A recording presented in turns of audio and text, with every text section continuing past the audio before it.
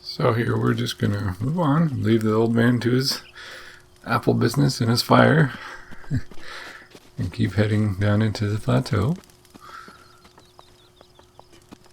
Now up here we're reaching another item that's a tool, more than a weapon, but it, again, can be used as a weapon. But we're not so interested in the weapon side of things. I was a little torn on whether or not to use this. I went back and forth for a while, but I decided to take it with me at this point, for now. And I do end up using it later, but we'll see that in a future part.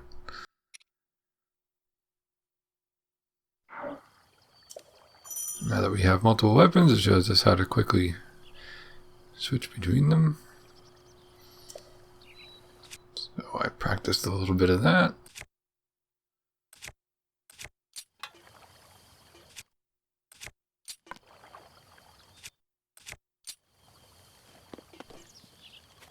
And then we have another apple tree. This one gave me a little more trouble than the first one.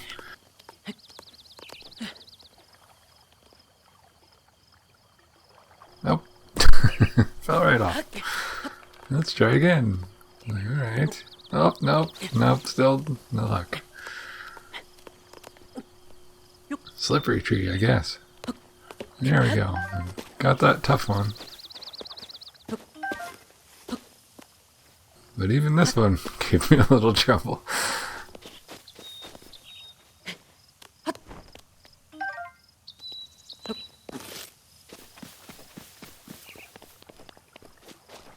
Then we see this nice little body of water over here.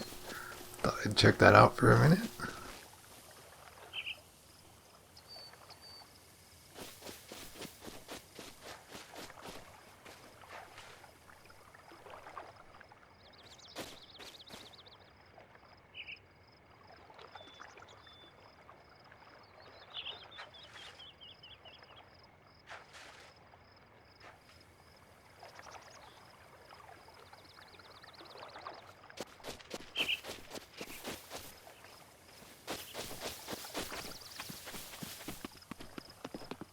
Then I was just back to looking around, seeing what else is here. Checking out the scenic view.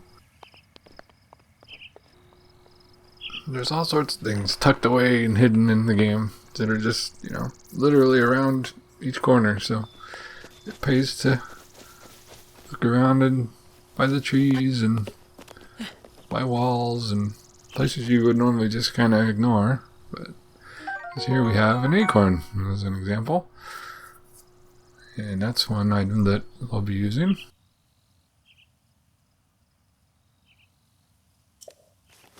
And then this giant tree kind of caught my curiosity, so I thought, well, let's try climbing up this big thing. Because that's a pretty good sized tree.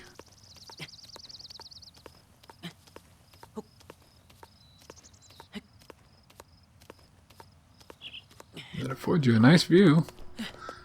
Oh, and there we have a bird nest. Now, eggs are something I didn't intend to do anything with, but unfortunately there's a bit of a tragic accident here. Because I thought, no, leave the eggs, because those are baby birds in the making. And I thought, okay, I got the climb down prompt, so let me climb down. But when I stepped there with Link, it changed to the take prompt, and I accidentally picked up the egg. So I thought, well, that's not what I wanted to do. So I thought, okay, well, maybe if I'm careful, I can hold the egg and put it back in the nest. I wasn't sure if the game was going to even let me do that or not, but I thought, well, let me try, because I really did not mean to pick up that egg. So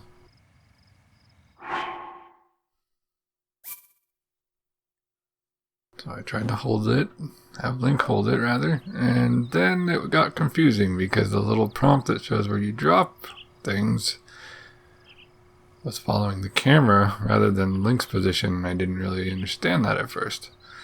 So I thought, oh, and then that yeah, it might as well have been my heart that fell and cracked open and not the egg. Because sadly, instead of being able to put it back in the nest like I had intended by moving around, it slipped out of Link's hands and then it just fell. And then I felt terrible. And I almost was going to just restart from the beginning and not even go with that, you know, so I could avoid doing that a second time around. But then I thought about it a little bit, and as we make our way over to the Temple of Time here, and I thought, well, it's not going to be perfect. I'm going to make mistakes, so I'm going to allow myself to make mistakes as we go along and have those mistakes be learning experiences. So, but I felt really bad.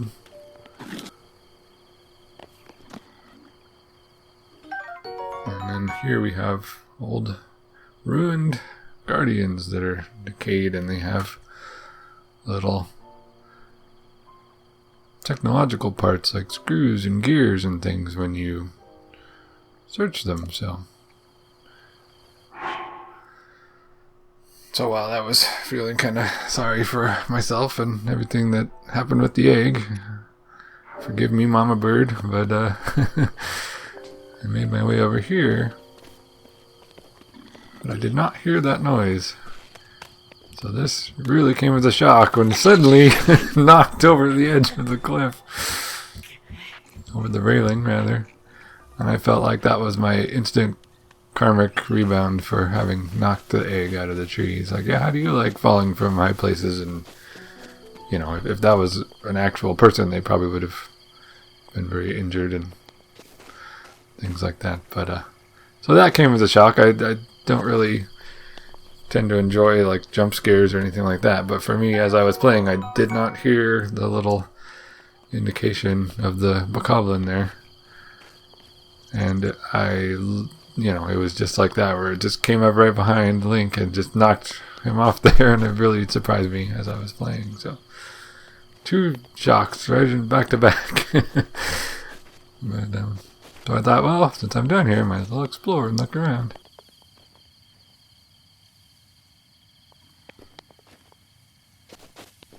And I like how minimalist the game is with the music. Like, it just comes in at certain spots. And it really, I think it really offers a nice touch, because then you can just listen to the nature and enjoy the birds and the critters. And then every once in a while the music will come in and just complement things, instead of, you know, being constant or getting obnoxious after a while. And one of the things I just really love about this game is that, as we can see here, is Link's just climbing this wall. You can scale pretty much anything. Like, most games would not let you do what Link is doing right now. Like, they don't design it with, you know, with that sort of mobility in mind. So here you can climb the sides of walls and just things where normally it would be a barrier. You know, cliff faces you can climb up. And I really think that's neat, because it makes it so you can really explore in a way that wasn't really possible in games up till this point. Or at least any of the Zelda ones, for sure. So I'm taking advantage of that as we go around the bokoblin this time, because now that I know he's over there, I don't want to alert him again.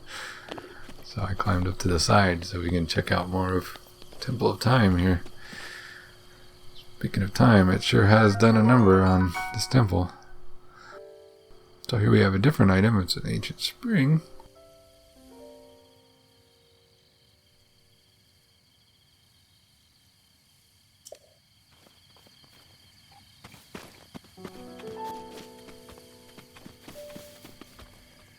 Speaking of things I love, I also really like that they have the little blades of grass and bits that fly through the air when in the dust and everything when the wind blows. I think it's a really nice touch.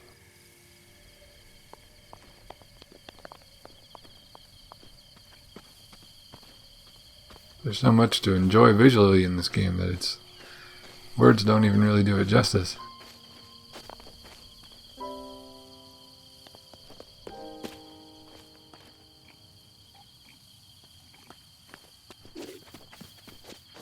So I unfortunately alerted this bokoblin again, but now that I know he's there, I kind of was able to get away by dashing away with the stamina. And then he'll go back to being on standby instead of on alert again. Because I mostly just wanted to keep exploring and see what's over here.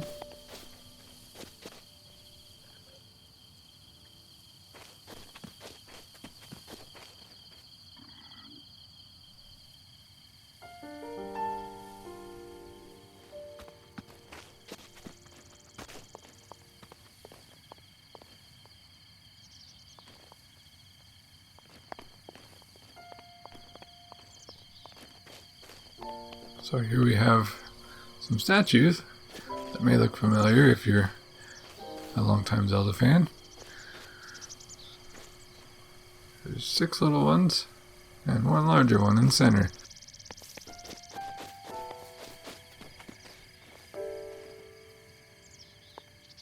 It gives you the option to pray at it. It says the goddess statue smiles upon you. Doesn't do anything just yet, but we'll see more about that in the future.